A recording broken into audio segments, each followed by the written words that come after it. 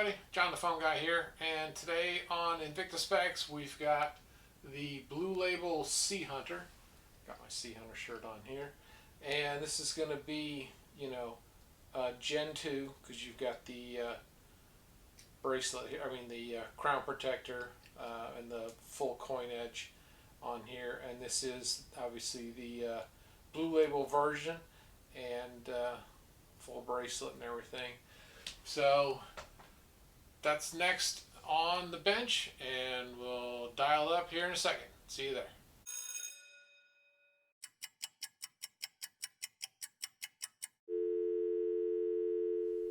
Hey everybody, and let's take a look at the Sea Hunter here. We've got the Sea Hunter in Blue Label, obviously, and this is model 27743.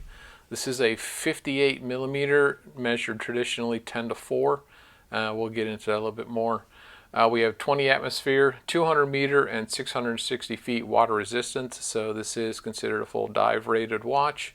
We have the Flame Fusion crystal, and we're featuring the Ronda Z60 quartz chronograph. It takes a 395 battery with about a 4-year battery life. The standard deviation is -10 to +20 seconds per month. So with that, we'll kind of get right into this. And obviously, first off, this is a big watch. There is no two ways about it. It is heavy, it is substantial, it's thick. Just everything about this is a really big watch. So, and I understand that's not for everyone. I enjoy them. They're huge on me. Sometimes it looks a little funny, but I love the fit and feel of them. Of course, we've got, our scissor deployment clasp. Wow. And I think what's unique about some of these, and you don't see this all the time, is this clasp is actually in Blue Label color. Sometimes they'll leave it in the pure stainless. I think adding this is a really nice touch. So, we've got the dive keeper, and you've got the Sea Hunter logo.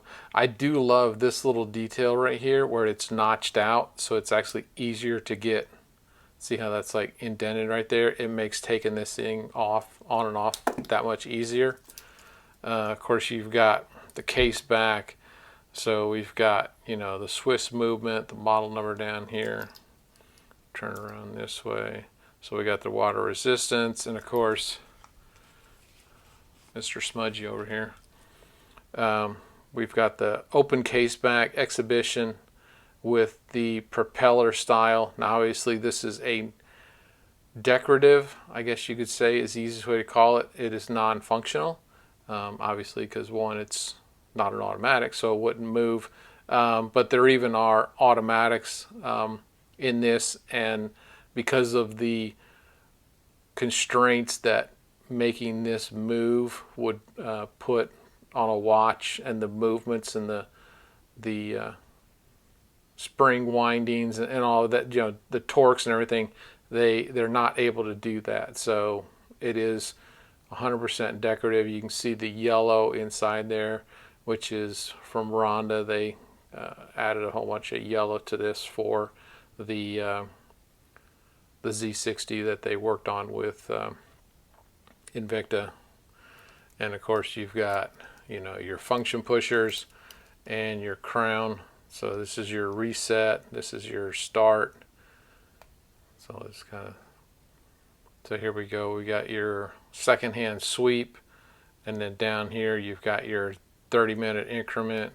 So, and reset, and this is your massive crown protector. So you've got both, whichever way you want to go, horizontal, vertical, vertical, horizontal, but this one encases it around it, and this covers it,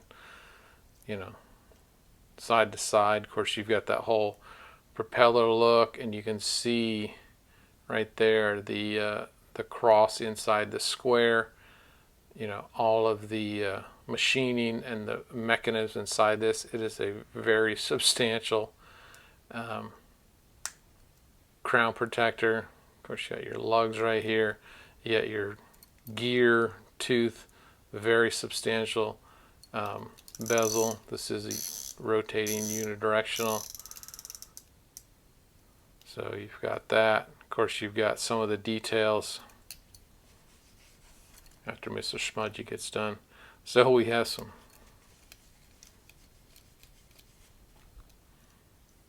better. Okay, so we have some of the just overall detail that you can see on the dial face. Kind of a semi-skeletonized, I would say, very sectional and multi layers in the different sizes, so you can see how it keeps building up different layers.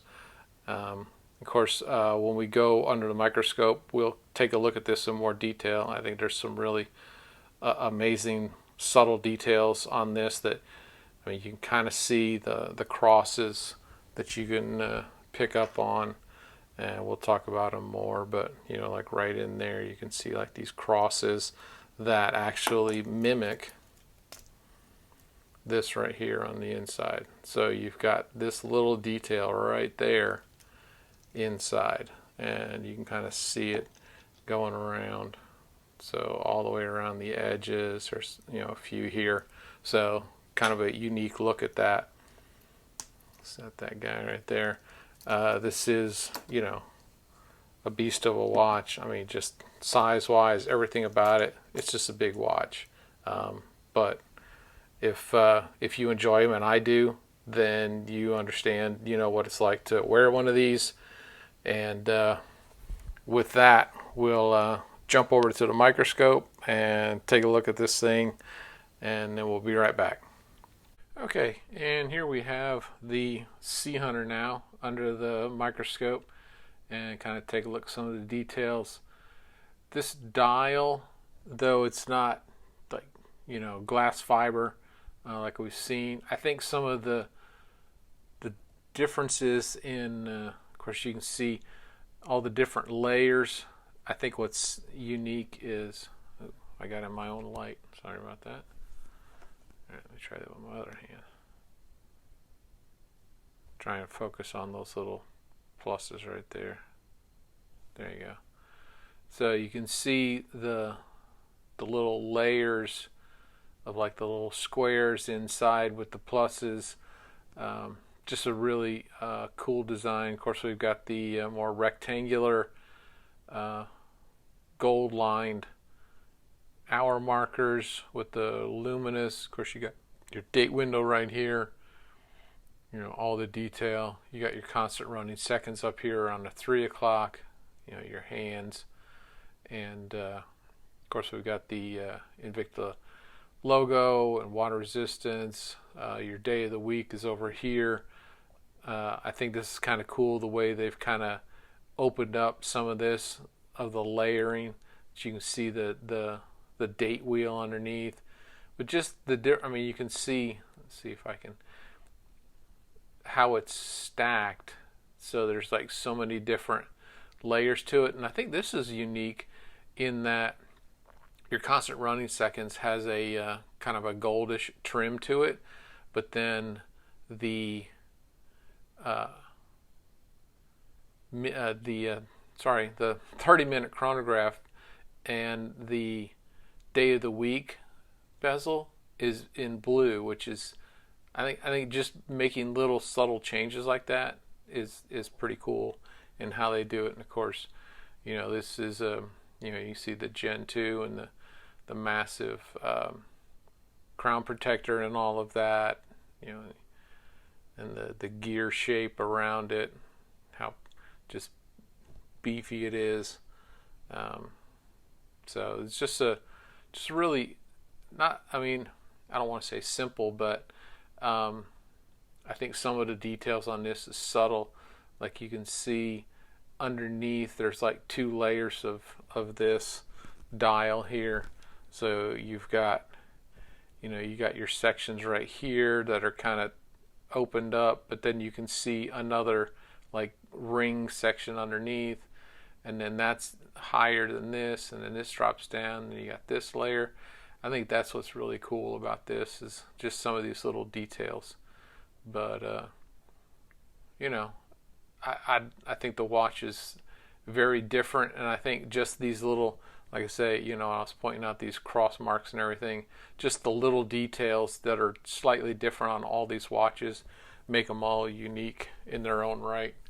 So with that, let's jump back to the bench and finish this guy. Coming back from the microscope, that was interesting details of the different layers that we saw on the dial face. So that was really interesting. So with that, we will go right into putting some measurement on this guy. Now obviously, with the way this is, let's see how we get on here. So I get 58, which is what it's listed as, and then 23.1, and then the lug will go 40.8. Bracelet width is 26.7. Thickness, these are pretty thick, 5.2, and whoops, stay right there. So I get, call it 55.7, and one other measure that some people refer to is from the 3 o'clock to 9 o'clock is 69.8, or basically 70 from side to side. I'm not as much of a fan as that. I understand it, and from a wearable perspective it makes sense, but from trying to keep all of the numbers the same, I still like to stay with the 10-4. So we are at a full pound, and I'll change this to grams. Gram weight is 454. So with that, and obviously the size of that on my wrist, I have about a 7-inch wrist. It's kind of how this one shows up for me. Obviously this is a big watch. I mean, there's just no ways around it. This one's a little loose. I haven't adjusted it in a while here in Atlanta. With the heat and humidity, your wrist can swell. So I leave mine a little bit loose, and yeah, I do get the Invicta bump from that crown, but it's just kind of the is what it is, I guess I'll say, but all in all, I mean, I still love these big watches. I think they're unique. They're not for everyone, obviously, but the fit and finish of it is quite amazing. So with that, we will give a few shout outs here, Instagram and YouTube. And we'll give a shout out to Smitten by Invicta on Instagram, Invicta Watches and Women's Fashion, and of course YouTube sensations Trap Vision 3D and the Lifestyle page, talking about all things collecting and family, and of course Tommy Big Time, focusing on bracelet sizing and battery changes and everything Invicta. D&Q, chronicling travel and food and fun. Tony Woe, Christian rapper, and his music and life perspective. And as always, wanted to mention Shop HQ and Invicta stores. That's where we buy, I'd say, the vast majority of our watches from. Facebook friends, Invictacruisers, InvictaVets. There's others, 7x7, flossing, on and on and on. And if I didn't mention yours, I apologize. Just there's such a plethora. So, just go out there and look around, see, who's out there. Hey everybody, I just wanted to take a moment here at the end and thank everybody for watching this video. I hope everyone enjoyed it.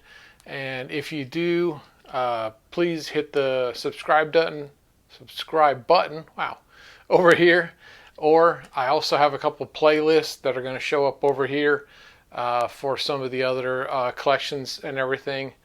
And with that, I say enjoy your Invicta timepieces, and I hope to see you next time on Invicta Specs. Take care.